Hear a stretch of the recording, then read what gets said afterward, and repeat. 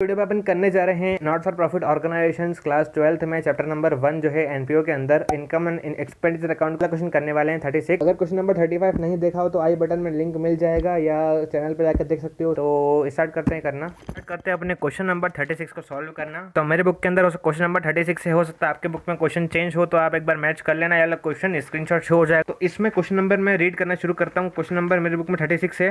Prepare income and expenditure account from the following receipts and payments account of Delhi nursing society for the year ended 31 मार्च 2019। तो यहाँ पे कुछ दे के रखा है अपने को रिसिप्ट एंड पेमेंट्स अकाउंट, उसको अपने को सॉल्व करना है। ये भी सिंपल क्वेश्चन है पर इसमें थोड़े से एडजस्टमेंट है, तो इसमें सॉल्व करना अपने को इंपॉर्टेंट है ना। तो मैं ये सबसे पहले फॉर्मेट मैंने बना लिया। यहाँ पे इंपॉर्टेंट बात बताना चाहता हूँ कि सारे स्टूडेंट जो होते हैं, मैक्सिमम स्टूडेंट्स जो ये पार्ट है ना पोर्शन वो लिखते नहीं है और स्किप कर देते हैं। कुछ होते हैं जो लिख देते हैं और ये लिखना कंपलसरी है।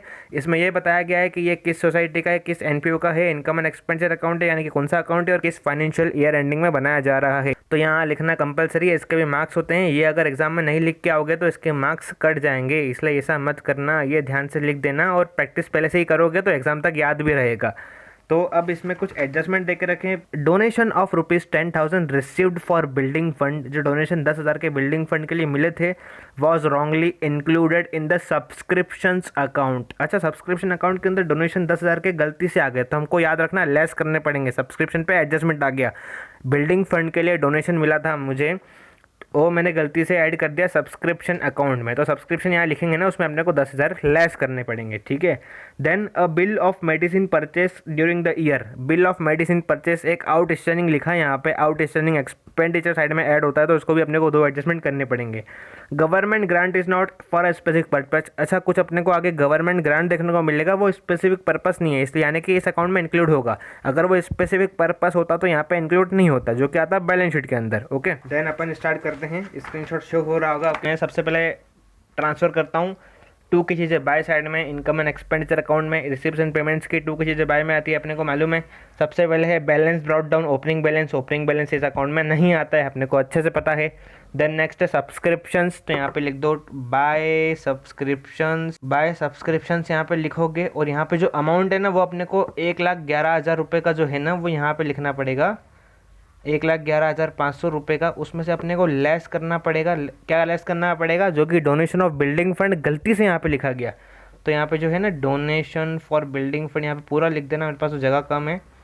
डोनेशन फॉर बिल्डिंग फंड, जो बिल्डिंग फंड का डोनेशन है ना वो माइनस करना पड़ेगा। कितने हज़ार का है वो? 10,000 का है ना। आई थिंक पीछे अपन ने एडजस्टमेंट में देखा था 10,000 का बिल्डिंग फंड वो गया हुआ है, तो 10,000 यहाँ पे लेस कर देंगे। तो टोटल अमाउंट आएगा, नेट अमाउंट वो अपन यहाँ पे लिख देंगे 1,01,500, क्योंकि 10,000 बिल्डिंग फंड का गलती से इस अकाउंट में ट्रांसफ़र हो गया था, इसलिए मैंने इसको लेस कर दिया। नेक्स्ट है fees from non members. Non member की फ़ीस यहाँ पे ट्रांसफ़र कर दो by fees from non members. 27,000 रुपये का अमाउंट है, 27,000 रुपये अपन यहाँ पे लिख देते हैं। देन नेक्स्ट जो है वो है गवर्नमेंट ग्रांट। तो यहाँ पे स्पेसिफिक पर्पज़ के लिए अगर होता तो यहाँ पे नहीं आता, लेकिन स्पेसिफिक पर्पज़ के लिए नहीं है, इसलिए यहाँ पे लिख दिया। यहाँ पे गवर्नमेंट पूरा लिखना, ठीक है। देन 1,00,000 रुपये का तो यही है, तो यहाँ पे लिख दो 1,00,000 रुपये। नेक्स्ट है डोनेशंस फॉर बिल्डिंग फंड। अरे ये तो स्पेसिफिक हो गए, बिल्डिंग फंड के लिए डोनेशन मिला है, नॉर्मल डोनेशन नहीं है, इसलिए यहाँ पे नहीं लिखेंगे अपन। नेक्स्ट है टू इंटरेस्ट। तो इंटरेस्ट तो यहाँ पे आता ही आता है, इंटरेस्ट क्रेडिट साइड में आता है इस अकाउंट के, तो यहाँ पे लिख देंगे बाय इंटरेस्ट। थोड़ा इंटरेस्टिंग बनाओ अकाउंटेंसी को, बोरिंग मत करो, समझ में आना चाहिए, कंसेप्ट क्लियर होने चाहिए, हर पॉइंट क्लियर होता जाएगा तो सारे आंसर भी मैच आएंगे और मज़ा भी आएगा करने में। क्योंकि अगर आंसर गड़बड़ होते हैं तो अपने को इंटरेस्ट नहीं होता है कि आंसर तो आ ही नहीं रहा, अपन क्यों प्रैक्टिस कर रहे हैं ऐसे ही। लेकिन इंटरेस्टिंग से कंसेप्ट अगर क्लियर करोगे तो 100% देन श्योर है कि आंसर तो आएगा ही आएगा।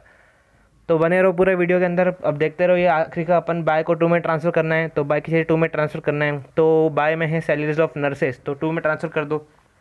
एक्सपेंडिचर साइड में आ जाएगा 2 सैलरीज ऑफ नर्सेस। यहाँ पे 2 साइड मैंने क्या ट्रांसफ़र कर दिया है। अमाउंट देख लो कितना है, 65,600 ट्रांसफ़र कर दिया है। Then by board laundry and domestic help, ये भी एक्सपेंसेस में बाय की जगह 2 में ट्रांसफ़र कर दो। Bye board laundry and domestic help, तो 38,000 रुपीज़ का तो यही आ जाएगा यहाँ पे amount. Next rent taxes, rent rates and taxes, तो 2 रेंट रेट्स एंड टैक्सेस आ जाएगा यहाँ पे अमाउंट का। अमाउंट जो देकर रखा है वो है 20,000 रुपीज़ का, 20,000 रुपीज़ यहाँ पे लिख दिया। देन नेक्स्ट है कॉस्ट ऑफ कार, अब कार तो एक असेट्स होती है, कार परचेस करोगे तो वो तो अपन यहाँ पे लिखेंगे नहीं असेट्स, लेकिन उसके नीचे लिखा है बाय एक्सपेंसेस ऑफ कार, तो कार के ऊपर होने वाले खर्चे जरूर यहाँ पे लिखे जाएंगे। तो यहाँ पे लिखेंगे टू एक्सपेंसेस ऑफ कार, क्योंकि ये असेट्स थोड़े ना है, अब खर्चे असेट्स थोड़े ना होते हैं, कार जरूर असेट्स है, लेकिन एक्सपेंसेस ऑफ कार है, हमने कार के ऊपर खर्चा करा, कलर चेंज करवाया या कुछ रिपेयर कराया, तो बहुत सारे काम हो सकते हैं इसके अंदर। तो यहाँ पे लिखेंगे 84,000 रुपीज़। ठीक है, एक एक पॉइंट को समझते जाओ ताकि हमको क्लियर भी हो कि हम लिख क्यों रहे हैं और क्या क्या यहाँ पे क्यों आता है ये चीज़। ठीक है, द नेक्स्ट जो आता है वो by drugs and incidental expenses, अलग तरह के खर्चे हैं, यहाँ पे अपन भी लिख देते हैं। तो 67,000 रुपीज़ का अमाउंट है वो लिख दो। देन नेक्स्ट जो है, नेक्स्ट है अपना balance carried down, closing balance है, वो इस अकाउंट में तो आता ही नहीं है, अपने को अच्छे से मालूम है। जो अपन अब चेक कर लेते हैं अपन ने एडजस्टमेंट करे कि नहीं करे, शायद एक एडजस्टमेंट बचा हुआ है। पहला एडजस्टमेंट था डोनेशन ऑफ 10,000 रुपीज़ का, जो सब्सक्रिप्शन से लेस कर दिया, वो इफेक्ट उधर हो गया इसका। अब बिल और दूसरा इफेक्ट जो आता है ना इसका, वो आता है अपनी बैलेंस शीट में लाइबिलिटी साइड में चले जाएगा ये। देन नेक्स्ट जो है ना वो है अपना bill of medicine purchase during the year amounted to 12,800 but outstanding, हाँ आउटस्टैंडिंग बिल पेमेंट था मेडिसिन का। ठीक है, तो टू लिखेंगे to outstanding bill payment, outstanding medicine bill ना, यहाँ पे ऐसा लिख देते हैं अपन मेडिसिन बिल, क्योंकि हमने पे नहीं करा ना, ये आउटस्टैंडिंग हमको पे करना पड़ेगा। 12,800 रुपये का एक्सपेंडिचर करना पड़ेगा, आउटस्टैंडिंग है। देन नेक्स्ट जो है ये अपने बैलेंस शीट में आ जाएगा, लाइबिलिटी साइड में आउटस्टैंडिंग में, दूसरा इफेक्ट इसका वहाँ पे हो जाएगा।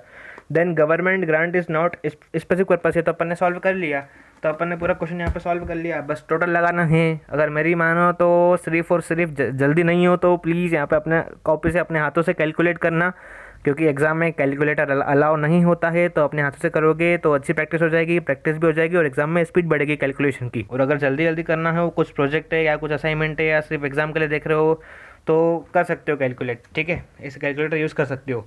मैं फटाफट सबसे पहले क्रेडिट साइड की टोटल लगा लेता हूँ, फिर अपन देखते हैं कि इसमें सरप्लस है या डेफिसिट है। ये जो कैलकुलेशन अपन कर रहे हैं ना, ये आपको रफ में करना पड़ता है, यहाँ पे डायरेक्ट नहीं करना क्वेश्चन के आगे कभी भी एग्जाम के अंदर, है ना। मेरी तरफ कॉपी इसलिए मैं कर रहा हूँ, लेकिन आप बिल्कुल भी नहीं करना, पीछे कर लेना, पीछे पूरा एग्जाम का भर के आ जाना, कोई प्रॉब्लम है नहीं उसके अंदर।